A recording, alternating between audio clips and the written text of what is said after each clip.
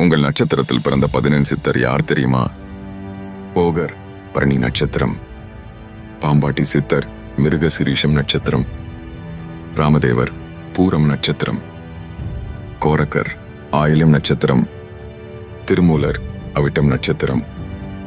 பதஞ்சலி மூலம் நட்சத்திரம், சட்டமுனி மிருகசிரீஷம் நட்சத்திரம், இடைக்காடர் திருவாதிரை நட்சத்திரம், கமலமுனி பூசம் நட்சத்திரம்,